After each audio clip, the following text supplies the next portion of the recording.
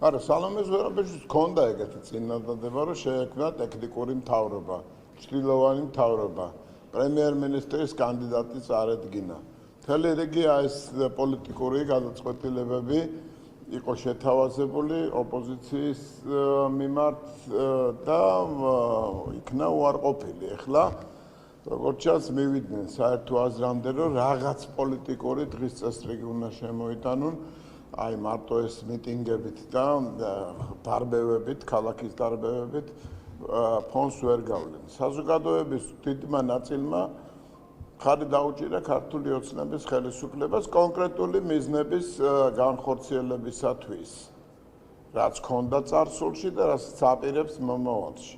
რა კომისია და სტრუქტურაც არ უნდა შექმნა, რა ფორმატი და პლატფორმაც არ უნდა შექმნა, რასაკვირველია, მთავარი ის არის, რაც საზოგადოების დიდ ნაწილს აწყობს და ხედავს. აქედან გამომდინარე, ვფიქრობ, ეს არის პოლიტიკური ტრიუკი, გარკვეული ნაბიჯი იმისათვის, რომ ხალხს პროცესი დაანახოს და ამაში არანაირი შინაარსი არ დევს. გარდა იმ დესტრუქციისა, რასაც თავიდან მიყვება სალომე ზურაბიშვილი და ყველა ეს რადიკალური პოლიტიკური სუბიექტები, რომლებიც გაერთიანებული არიან კოლექტიური ნაცმოძრაობის სახელის ქვეშ. აი თქვენ ამბობთ, რომ დესტრუქცია არის ამ შემთხვევაში მისი მიზანი, ხო? მაგრამ აი მოხდეს ის, რომ მე არ მithქვამს, მე ვთქვი, რომ პოლიტიკური პროცესი არის მისი მიზანი. კი, აი მაგას გულისხმობ მეცა. მოხდეს ის, რომ დანიშნა. აი მაშინ რა რეალურია? არა, მაგას კონსტიტუცია სალომე ზურაბიშვილს არა კონსტიტუციური უფლება, რომ დანიშნოს არჩევნები, გარდა იმ შემთხვევისა, თუ კი პარლამენტმა არ გამოუცხადა დობა მთავრობას. ასე რომ, თუ კი ეს ნაბიჯი გადაიდგა, უკვე რიტორიკიდან კონკრეტული ქმედებაზე გადავა, რასაც ქვია ხელისუფლების დამხობის მცდელობა. და რასაკვირველია, ეს მცდელობა და ესეთი აქტი შეესაბამება გარკვეულ დანაშაულს, რომელიც სისხლის სამართლის კოდექსში აღწერილი. და ეს მიუწვდომია. უკაცრავად, რა ბიჭებო, ცოტა ხანი ჩუმად იყა, ცოტა ხანი და დაგტოვებთ მალე და. სწორედ ეს მიუწვდა კობახიძემ რამდენიმე დღე წინ. ხო. ხო. ბატონო გიორგი, ამ თემაზე მინდა რომ დავასრულო, თავად ერთიანობა არ აქვს ოპოზიციაში ამ შემთხვევაში. ერთი ნაწილი არის ხდება ზურაბიშვილის ინიციატივებს და მოქმედებებს და ვერტიკალიანეს საბჭორას ნიშნავს. მეორე ნაწილი ეთანხმება და ამბობენ, რომ სავარაუდოდ ჩვენც მივიღებთ მონაწილეობას ამ საბჭოში, როგორც ჩანს შეიძლება NGO სექტორი და თავად ეს ბარიერ გადამახული პარტიები, თუმცა ერთიანი აზრი არ არსებობს ამ შემთხვევაში ოპოზიციის.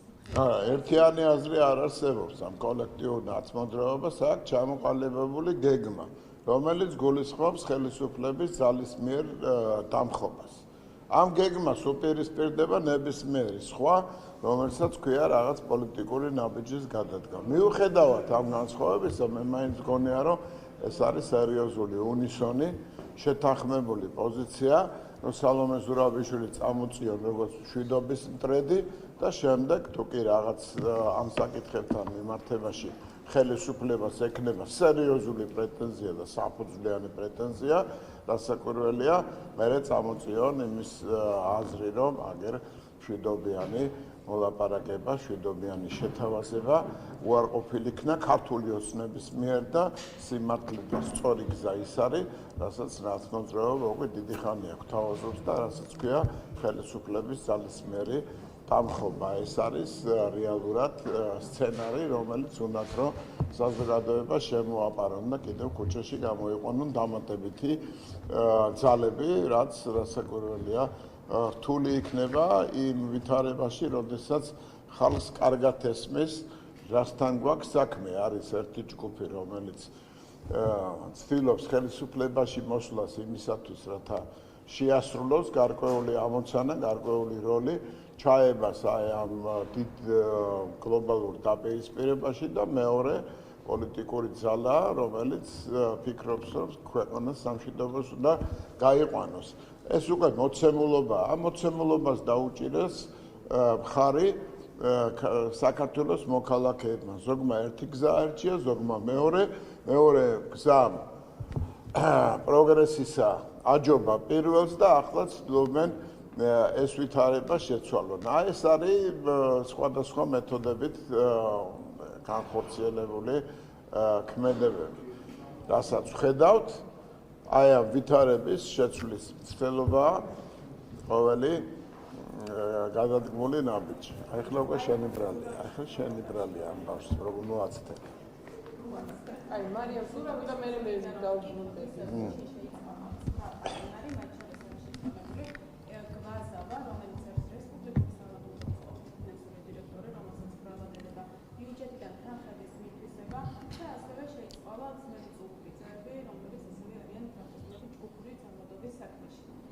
რა ეჭვიჭდება და ერთი კვირით ადრე მისი უფლებამოსილების შეწყვეტამდე რატომ იწყალებს საერთო რეპუტაციის ხალხს, რომელსაც ფინანსური დაავადება მრავლად და ბიუჯეტიდან თანხის გაფრთხილება ან ჯგუფური ძალადობა. საერთოდ უნდა ვთქვათ, რომ შეწყალება ეს არის ჰუმანიტარული აქტი, რომელიც პირიქით მისასალმებელია, მაგრამ თუ კი ეს აქტი ხორციელდება იმის შემდეგ ხო, სწორია და ამიტომ გავჩერდი შემდგრალი არ არის ამ შემთხვევაში. ესე იგი შეწყალება არის ჰუმანური აქტი, რასაკვირველია და მისასალმებელია ყოველთვის, როდესაც ამას გააჩნია გარკვეული საფუძველი, როდესაც ადამიანი ინანიებს ჩადენილ დანაშაულს. დანაშაულის ზომას და ფორმასაც გააჩნია, რასაკვირველია, მაგრამ როდესაც ეს კონკრეტული მიზნით ხორციელდება, რასაკვირველია არ არის მისასალმებელი. კონკრეტულ ადამიანებზე ვერაფერს გეტყვით, ვერ დავახასიათებ, მაგრამ ფაქტია, რომ ნებისმიერი შეწყალება, რომელიც თავის პრეზიდენტობის პერიოდში სალომე ზურაბიშვილმა განახორციელა, სერიოზულ ეჭვებს გადებს კეთილსინდისიერებასთან დაკავშირებით.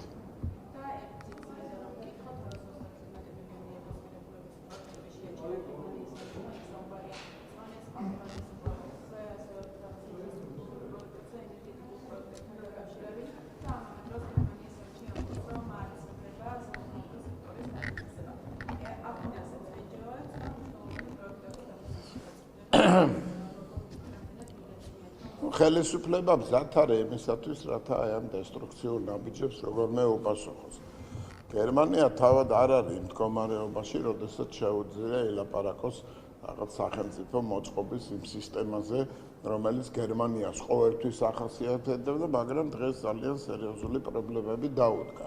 სახელმწიფო უნდა ყველა რესურსი გამოძებნოს იმისათვის, რათა ჩაანაცვლოს ეს დაფინანსება იმ შემთხვევაში, თუ კი ასეთი უსამართლო ნაბიჯი იქნა გადადგმული. თანამშრომლობას ახასიათებს გერმანიის მიერ სახელმწიფო ბიუჯეტის დახმარება, საინტერესო პროექტების განხორციელება, მაგრამ ეს თანამშრომლობა სამწუხაროდ დღეს ძალიან ცუდ მდგომარეობაშია, მაგრამ რეალურად ეს თანამშრომლობა, ამ თანამშრომლობის შეწყვეტა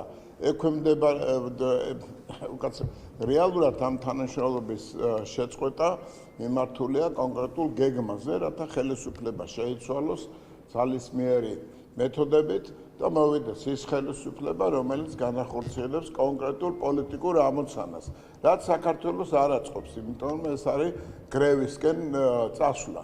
აქედან გამომდინარე ნებისმიერი შეწყვეტა არათანაზომადია იმ უბედურებისა, რაც შეიძლება თავს დაგვატყდეს, ასე რომ ამისთვის ხელისუფლება მზად უნდა იყოს და შესაბამისი პასუხი გასცეს გამოწვევას.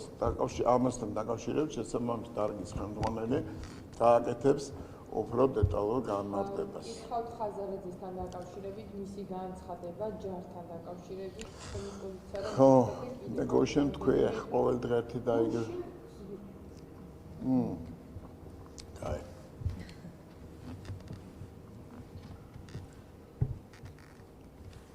როგორც კარგად იცის ხომ აპოლიტიკურია კონსტიტუციის ჯარი და არა, ჯარისთვის გოგოებო, ერთი წუთით რა.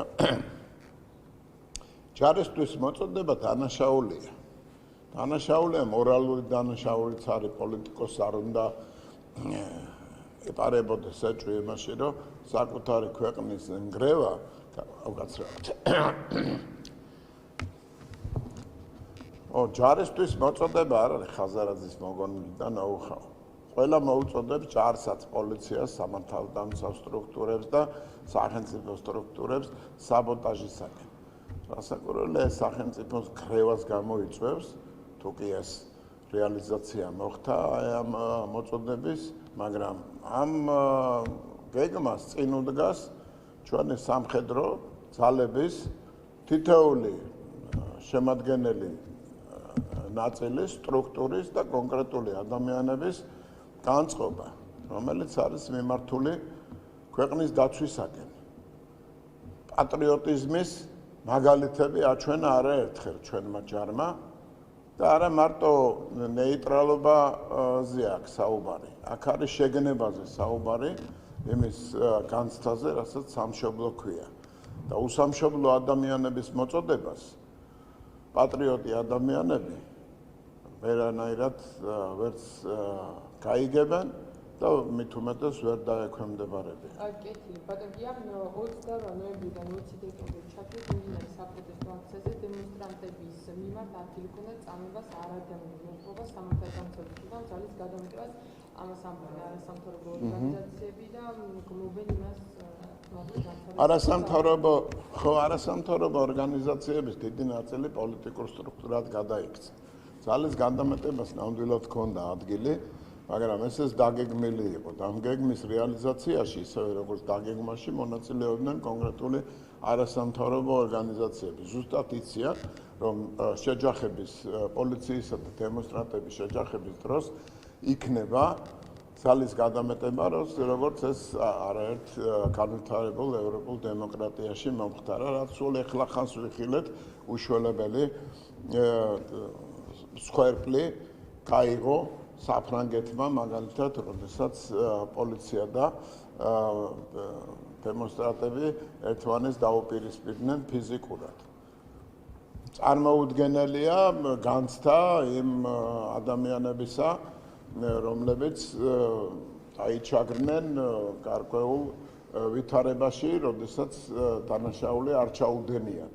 მაგრამ ეს სცენარი თვითონ, როდესაც პოლიცია და ხალხი ერთმანეთს უპირისპირდება, მომიტინგეები მხედველობაში, რასაკვირველია არასამთავრობო ორგანიზაციების ხელშეწყობით დაიგეგმა და ხორციელდება მათივე ხელშეწყობით.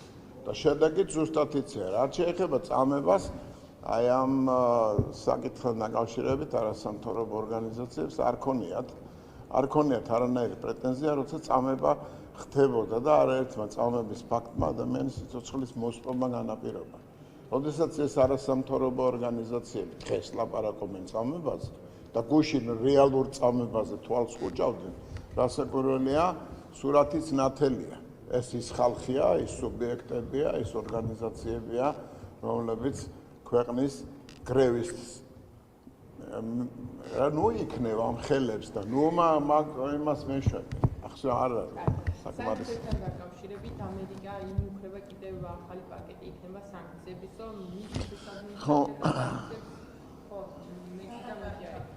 რატომ ჩქარობენ და რა ძალა ახალ თქვენ?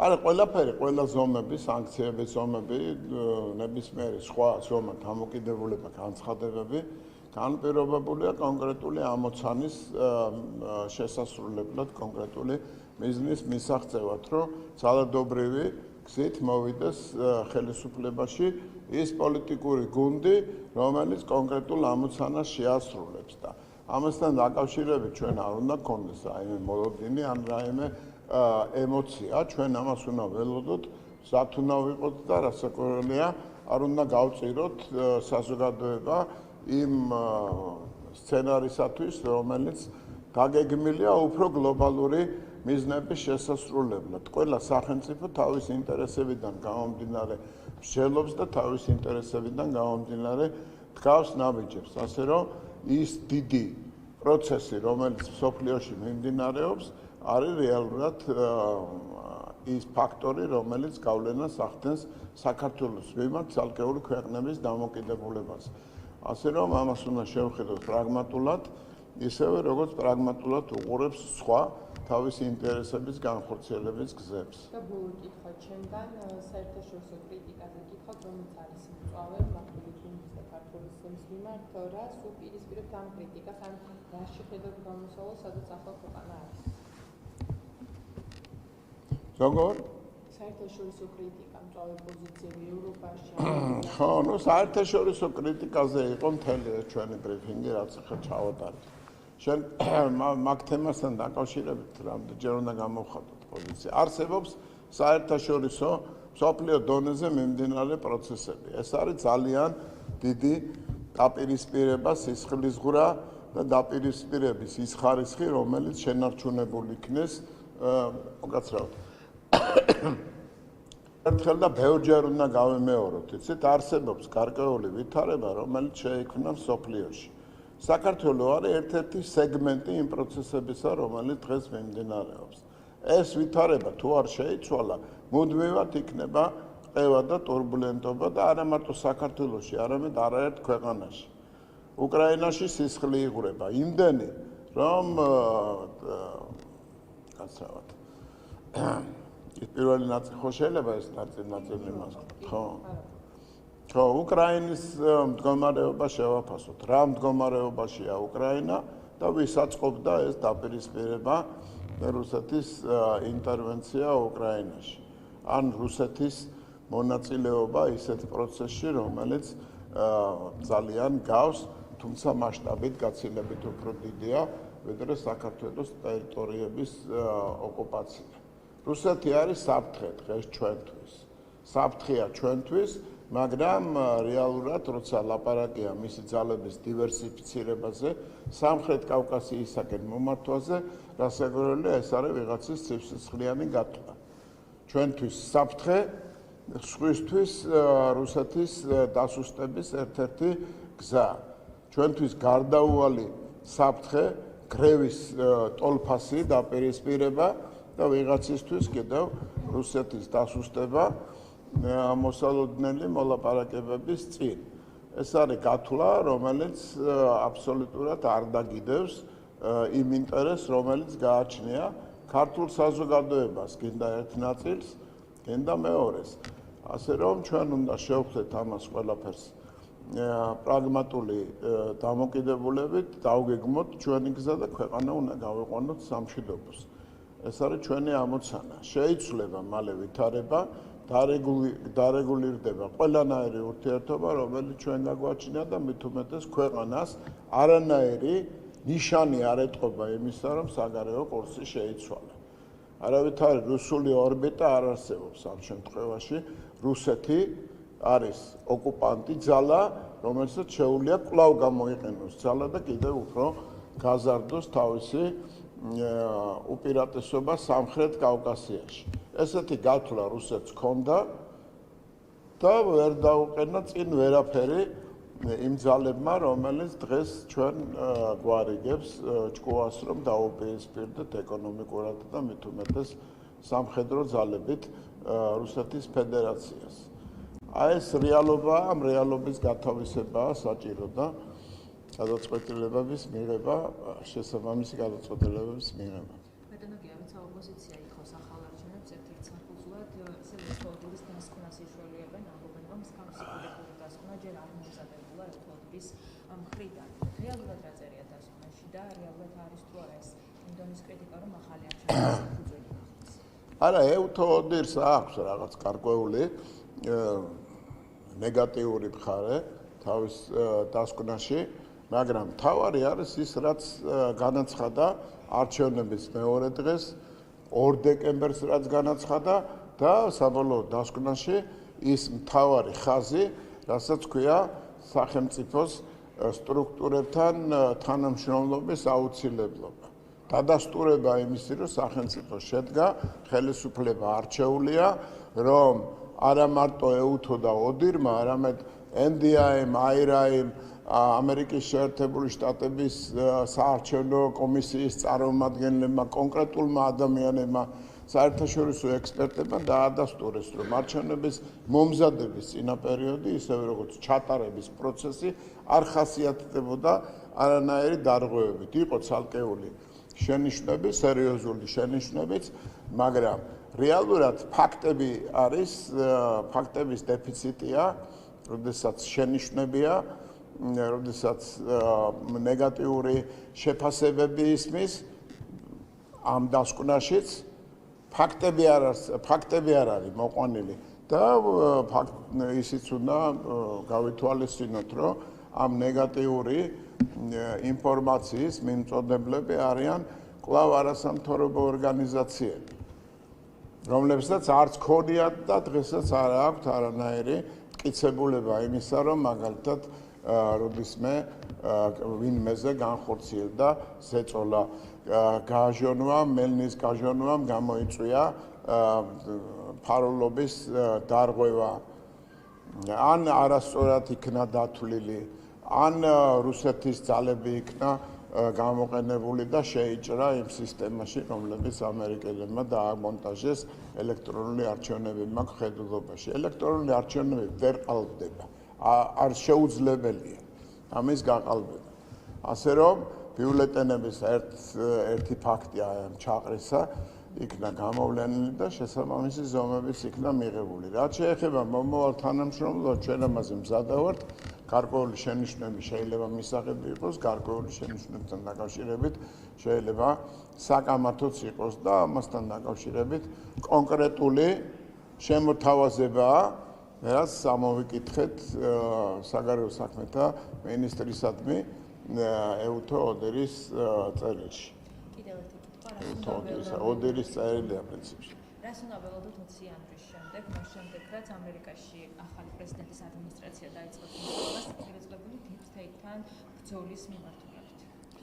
იცით რა, ჩვენ არ უნდა გავაპრიმიტიულოთ ვითარება, როდესაც ვამბობთ, რომ ამერიკის ადმინისტრაცია, ახალი ადმინისტრაცია მნიშვნელოვანწილად გამოხატავს პოზიციებს, რომელიც ემთხვევა საქართველოს ხელისუფლების ხედვებს და პოზიციას, ეს იმას არ ნიშნავს, რომ ავტომატურად მოხდება ყველაფერი, მუშაობა საჭირო და ისიც გავიხსენოთ, რომ ჩვენ გვჭირდება ორპარტიული მხარდაჭერა, ეს არის ჩვენი ამოცანა, როგორც დემოკრატებმა, ასევე რესპუბლიკელებმა უნდა დაუჭირონ მოსაზრებებს მხარი, რომელიც ჩვენ გაგვაჩნია და ამ მოსაზრებების რეალიზაციაში უნდა ამოგვიდგნენ გვერდით, ვინაიდან ამერიკის შეერთებული შტატები არის დიდი სახელმწიფო, უშუალებელი რესურსებით და რასაკვირველია განაპირობებს მსოფლიოში მიმდინარე პროცესების შინაარსს და ხასიათს.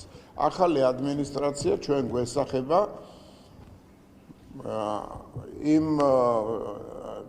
იმ სტრუქტურად, იმ ძალად, რომელიც ჩამოაყალიბებს სამართლიან ატმოსფეროს მთელ მსოფლიოში და აი ამ მძიმე პროცესებს დაუდებს ბოლოს. წინააღმდეგ შემთხვევაში არათუ საქართველოს ვერც ერთი სახელმწიფო, მით უმეტეს პატარა სახელმწიფო ვერ გადარჩება. უბსკროლის პირას არის კაცობრიობა მისული. ასე რომ, როდესაც ვლაპარაკობთ ახალი ადმინისტრაციის საქმიანობაზე, მასთან ორმხრივი ურთიერთობის საკითხებზე უნდა გავითვალისწინოთ ისიც, რომ ახალი ადმინისტრაცია ჩვენ გვესახება იმ ძალად, რომელიც მოაგვარებს მსოფლიო პროცესებს და აი ამ დაპირისპირების დღის წესრიგს შეცვლის მოლაპარაკებებისა და თანამშრომლობის დღის წესრიგით. აქ არის გამოსავალი, როდესაც დიდი მოთამაშეები გარკვეულ პრინციპებზე თან ხვდებიან. წინააღმდეგ შემთხვევაში გავითვალისწინოთ, რომ საქართველოს ძალიან მცირე რესურსი გააჩნია იმისათვის, რათა მსოფლიო პროცესებზე მოახდინოს გავლენა. ეს არის რეალობა და ამ რეალობას თვალი უნდა გაუსწროთ. იმედი გვაქვს, რომ ამერიკის შეერთებული შტატების ახალი ადმინისტრაცია სწორედ ის იქნება, რომელიც გადადგავს ნაბიჯებს, რომ მსოფლიო დაიცვას განადგურებისაგან და არა მარტო საქართველოს. რამდენიმე კითხვა შეიძლება დაუბრუნდების სამეზობლოშიც ჩვენ ნახეთ ნაციონალური მოძრაობის წევრების მხრიდან დაპირისპირება ამ ადამიანთან ბაჩადოლიძე პეტრე ცისკარიშვილი შუშუკიც კი უწევდა სამეზობლოშიც, იმიტომ რომ ახალი არჩევნების დანიშნა მათთვის ახლა არ არის პრიორიტეტი და ამბობენ რომ უნდა ჩამოეშალოს საქართველოს ხუხულა. როგორ აფასებ დაპირისპირებას სამეზობლოშითა და ნაციონალურ? Ну, დაპირისპირება აშკარაა და სულ იყო დაპირისპირება, არსად არ წასულა ის განცდა, ის შეფასებები, რომელიც მათ არაერთხელ გამოხატეს გინდა გვარამიას მეშვეობით და გინდა სხვადასხვა ჟურნალისტების და პოლიტიკოსების მეშვეობით. სალომე ზურაბიშვილმა ზუსტად იცის ბაზზე რაც ფიქრობენ რადიკალურ ოპოზიციაში, ამ კოლექტიურ ნაცმოძრაობაში, ან თუნდაც ნაცმოძრაობაში, როგორც პოლიტიკურ სუბიექტში ცალკეული პირები. ასე რომ ამასთან დაკავშირებით ამ პროცესთან დაკავშირებით შეიძლება ერთი ითქვას, რომ ჩუმი დაპირისპირება, რომელიც ზედაპირზე არ ჩანს, რასაკვირველია შენარჩუნებულია, მაგრამ ამავე დროს უნდა გავითვალისწინოთ ისიც, რომ უნისონი არსებობს. უნისონი არსებობს ერთის მხრივ სალომე ზურაბიშვილი, რომელიც უნდა წარმოჩინდეს როგორც ადამიანი, ვისი ხელებიც არ არის სისხლში, ისე როგორც ნაცმოძრაობის ადამიანი, რომელიც რაღაც მოლაპარაკებების გზას ადგას, თითქოს და მეორე მხრივ ეს ალტერნატივა, რასაც ქვია გრევა, რევოლუცია, ხელისუფლების ჩამოშლა და საქართველოს დაზიანება. ასე რომ საბოლოოდ ის გეგმა არსებობს, რევოლუციური გეგმა არსებობს და სალომე ზურაბიშვილი წარმოჩენილია როგორც აი ამ გეგმის ის ნაწილი, რომელიც თითქოს და ითვალისწინებს რაღაც მოლაპარაკებებს და გარკვეული ფორმატების შექმნას, რომელიც თითქოს და სამშვიდობოს გაიყვანს ქვეყანას. მაგრამ მთავარი ამოცანა არის რევოლუცია. რევოლუცია ფიზიკურად თუ ვერ მოხდება, უნდა მოხდეს იმ გზით, რომელსაც სალომე ზურაბიშვილი გვთავაზობს. ეს ორივე ალტერნატივა არის დღეს დადებული. დაპირისპირებას ვერ დავარქმევ, დაპირისპირება რეალურად სულ სხვა სიბრტყეში არსებობს. სალომე ზურაბიშვილს სულ ეხლა ხანს ამკობდნენ უშვერი სიტყვებით და არა მარტო უშვერი სიტყვებით, პოლიტიკურ შეფასებებს აძლევდნენ მის სუბიექტს, მის პიროვნებას, როგორც პოლიტიკურ თანამდებობის პირს და ეს ჩვენ ყველას კარგად გვახსოვს. ეს არ გამქრალა, ეს დამოკიდებულებები არსებობს. რასაკვირველია, ყველას თავის როლი აქვს აი ამ რევოლუციურ სცენარში და ეს ერთის და მეორეც ერთმანეთის უნისონშია საერთო სცენარის მიხედვით და უნდა კრიტიკული აზროვნება კონდეს ჩვენ საზოგადოებას, განსაკუთრებით ახალგაზრდებს, რომელიც შეიძლება ამას ვერ ხედავდნენ. ჩვენ ესე ვხედავთ, რომ სალომე ზურაბიშვილისგან არაცხადებას არები საერთაშორისო არის გულისხმობ. ამ შემთხვევაში ქვეყნის იმიჯის დაზიანებას აგრძელებს თუ არა სალომე ზურაბიშვილი? ქვეყნის იმიჯის დაზიანება სალომე ზურაბიშვილისთვის არც მორალურად, არც პოლიტიკურად არაფერ ფასეულობას იკაცრავდა. ქვეყნის იმიჯი სალომე ზურაბიშვილისათვის არც მორალურად, არც პოლიტიკურად და არც ერთ განზომილებაში არ წარმოადგენს ფასეულობას. ამოცანაა მთავარი, როგორმე ხელისუფლება შეიცვალოს სხვა ხელისუფლებით, სადაც სალომე ზურაბიშვილი გარკვეულ როლს შეასრულებს. ის რომ აზიანებს ქვეყნის იმიჯს არის ძალიან მცირე რბილი შეფასება იმისა, რასაც ზოგადად სალომე ზურაბიშვილი და კოლექტიური ნაცმოძრაობა მის გარშემო აკეთებს და უპირებს საკუთარ ქვეყანას გრევას.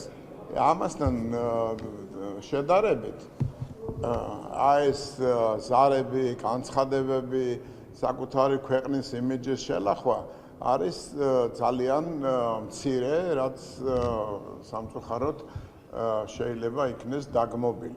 უფრო სერიოზულ განსაცდელს უმზადებენ საკუთარ ქვეყანას ეს პოლიტიკური ძალები, რომელიც აი ამ ქარტიაში არიან გაერთიანებული, რომელიც სალომე ზურაბიშვილმა თითქოს და საერთო პლატფორმის შესაქმნელად ჩამოაყალიბა.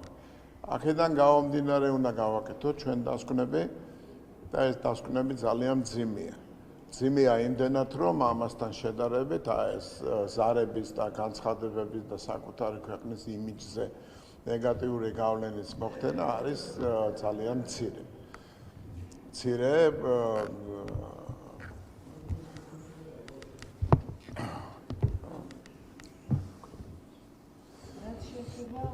ძალიან მცირე ცოდვაა იმასთან შედარებით, რაც რეალურად დევს იმ სცენარში, რომელიც სამწუხაროდ ხორციელდება, მაგრამ წარმატება რასაკვირველი არ იქნება, მაგრამ სამწუხაროა ის ფაქტი, რომ საზოგადოების ეს საუკეთესო ნაწილის ერთი ჯგუფია ჩართული ახალგაზრდები მყავს მხედველობაში. ბევრი არიან თუ ცოტანი არიან, რასაკვირველია ეს არის ის ფენა, რომელიც უნდა მოვიდეს ხელისუფლებაში, ბიზნესში, მეცნიერებაში, სხვადასხვა დარგებში, სპორტში, კულტურაში და დღეს არიან გონება არეულები ამ კონკრეტული გეგმის მიხედვით. და ეს გეგმა ძალიან გონივრულად, ეს ბოროტი გეგმა ძალიან გონივრულად არის ჩამოყალიბებული.